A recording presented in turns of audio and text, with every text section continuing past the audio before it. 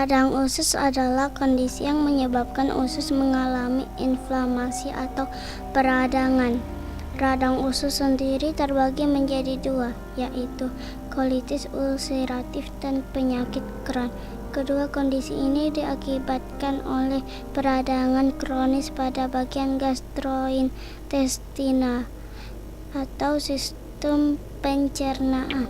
Kondisi ini muncul karena reaksi keliru dari sistem kekebalan tubuh terhadap jaringan pencernaan yang normal dan sehat.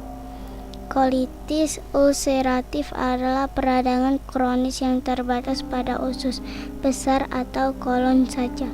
Sedangkan penyakit Crohn sendiri adalah peradangan yang bisa terjadi di seluruh sistem pencernaan, mulai dari mulut hingga ke anus. Biasa aja. Makanya jangan radang usus, yang kekinian dong bahasanya supaya terkesan lebih ilmiah. Apa dong? Pankolitis ulceratif. Aduh, makasih.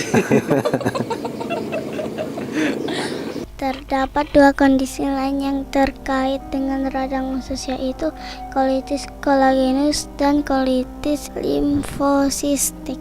Kedua kondisi ini lebih dikenal dengan istilah kolitis mikroskopik. Keduanya adalah jenis radang usus yang cukup langka.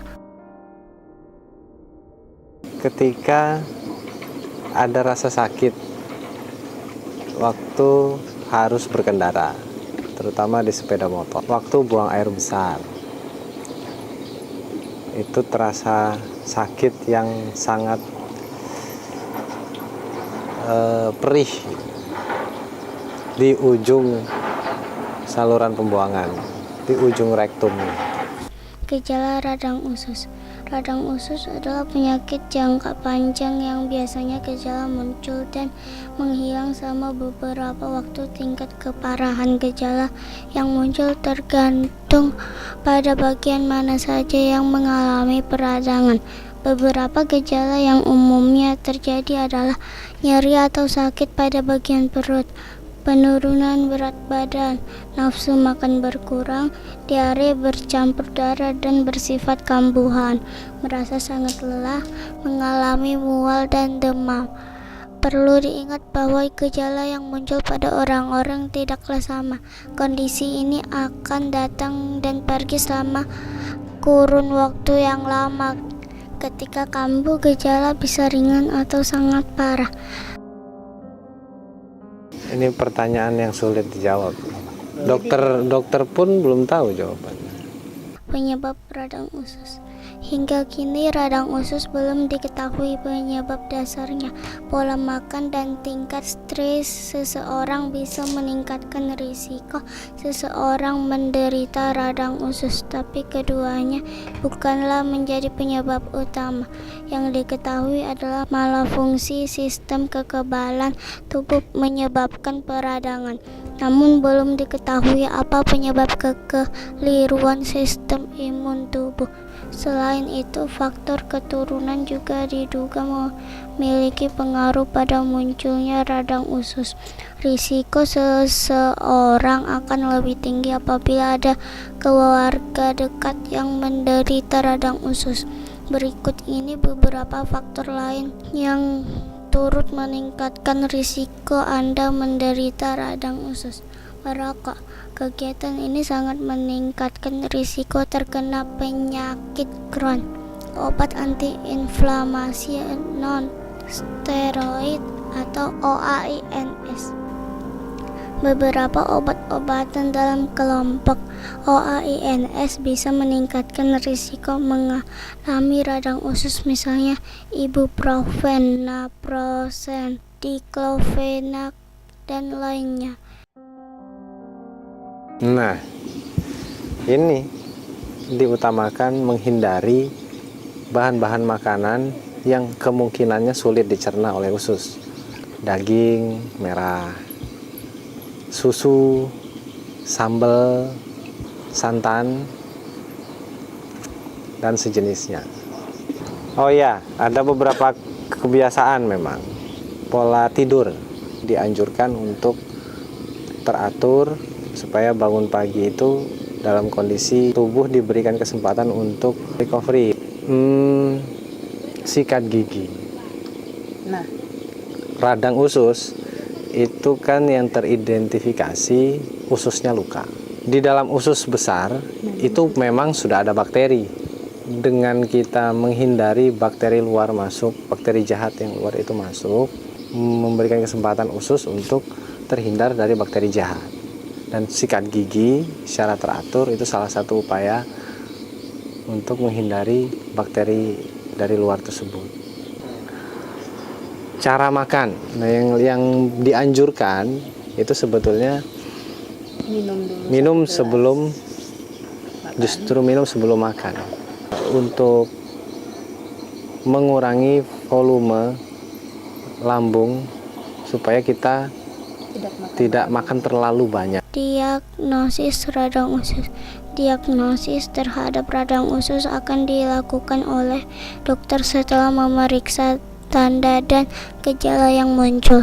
Serangkaian tes dilakukan oleh dokter untuk memastikan diagnosis radang usus. Berikut ini adalah beberapa tes yang mungkin perlu dilakukan oleh dokter. Tes darah. Tes darah akan dilakukan untuk mengetahui apakah tubuh mengalami anemia atau infeksi bakteri maupun virus. Tinja juga diteliti untuk memeriksa apakah ada darah. Prosedur endoskopi. Dengan pemeriksaan ini, dokter dapat melihat bagian dalam sistem pencernaan Anda dan mengambil sampel jaringan untuk diperiksa di laboratorium. Tes pencitraan. Beberapa prosedur pencitraan seperti X-ray, CT scan, MRI, dan pencitraan sistem pencernaan juga bisa dilakukan. istri karena mendadak lebih rewel dan lebih galak daripada biasanya. Istri itu serasa seperti herder di samping. Bukan cuma herder. Herder dikasih tulang masih mau deh. Kayak sipir penjara ya Pak. Nah, iya. Nggak ada toleransi. Yang pertama harus ngantri obat selama 1 hari full. Ya bun. Beta yang ngantri bukan ngana. Tetap aja dianterin. Oh gitu. Obat. Ya, obat itu kalau dirupiahkan 1 bijinya itu harga pasarannya 15.000 dan harus diminum 3 kali dalam sehari, setiap hari sampai batas waktu yang tidak ditentukan. Kalau kita hitung-hitung 15.000 ya, 3 kali sehari 45.000 dalam sehari. Kali 30 hari. Sudah berapa? 1.350.000 1 bulan. Baru obat. Kalau konsultasi dokternya ke swasta, bukan ke pemerintah, dokter spesialisnya pendaftarannya 50.000. Dokter spesialisnya 250.000 1 kali konsultasi. Nah, itu dia. Itu sudah. Jadi high cost. Itu Belum yang kalau ada pemeriksaan tambahan, cek lab untuk darah rutin, cek USG, kolonoskopi, parasitologi, mikrobiologi, nah itu dia, patologi klinis. itu sudah. Kolonoskopi ya, oke. Kolonoskopi itu salah satu jenis pemeriksaan dengan cara memasukkan kamera kecil melalui lubang dubur, dimasukkan pelan-pelan sampai sepanjang usus besar. Usus besar itu kan di sini. Bentuknya kan seperti huruf N. Begini. Tuh. Jadi dimasukkan dari bawah, terus didorong-dorong selangnya sampai mengelilingi usus besar. Sampai di situ dia kolonoskopi. Sakit nggak Pak? sakit sekali, Enak Pak. nggak enak. Sampai keringet dingin ya. Nggak keringat dingin lagi, udah Dan ada kayak air mata menetes ya Pak. biji-biji jagung itu keringatnya. Jadi pemeriksaannya saja itu sudah menyakitkan dan high cost. Enak kayaknya nambah istri untuk bantu ngantri. Iya. Ya untungnya kalau kami kan memang pakai asuransi pemerintah, pakai BPJS. Jadi memang dari situ sudah sangat terbantu. Obat jadinya gratis, asal mau ngantri. Dokter pun gratis, Asal mau ngantri. asal mau ngantri. Asal istri mau ngantri. Nah, Ya, ya. Karena kalau istri nggak mau ngantri pulang. pulang sudah Beneran pulang. nggak dapat obat deh. Nggak dapat dokter, nggak dapat obat. Nah, itu dia. Yang menjengkelkan lagi memang sebetulnya bukan menjengkelkan ya, tapi perubahan pola hidup, pola makan terutama yang memang Nasi di luar kebiasaan kita selama ini. Kita pagi-pagi sudah minum kopi. Biasanya kita sudah merokok misalnya.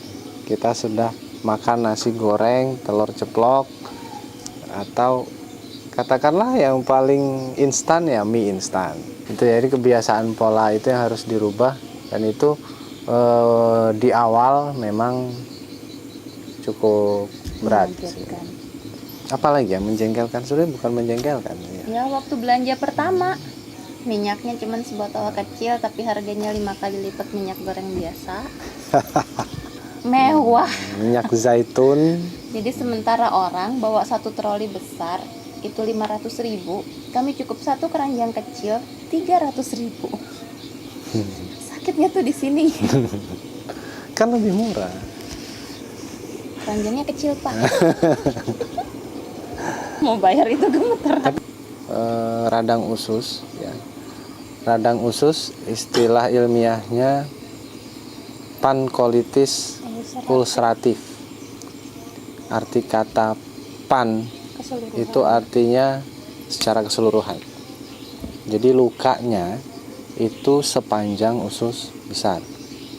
Ada sekian titik dan menyebar. Pengobatan orang secara umum ketika terdapat luka di satu titik di usus besar, yang paling mudah dilakukan adalah operasi pemotongan usus. Nah, kalau untuk kasus ini tidak bisa dipotong karena memang lukanya sepanjang usus. Kondisi yang sekarang stadiumnya itu sedikit ya, artinya satu langkah lagi ini ke penyakit yang namanya Crohn disease. Ini penyakit saluran pencernaan secara keseluruhan, dan ini sangat parah. Ini yang dihindari, jangan sampai ke situ. Makanya memang secara pola hidup, pola makan itu diupayakan memang lebih teratur, lebih sehat, supaya apa kondisi luka yang ada jangan sampai bertambah, dan obat yang dikonsumsi tadi itu biar bisa bekerja secara optimal menyembuhkan luka yang ada.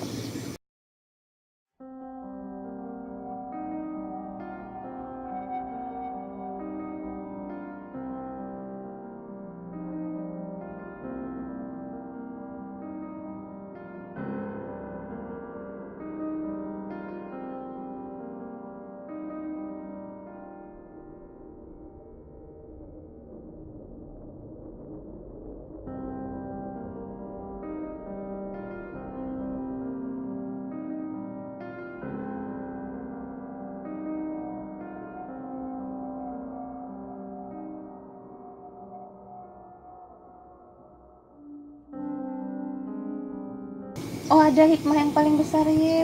Dulu satu bungkus rokok itu biasanya 1 hari, bahkan kurang dari 1 hari. Kalau sekarang satu bungkus itu bisa 3 hari. Seminggu. Lumayan untuk mengcover harga minyak zaitun yang sebotol paling kecil 55.000.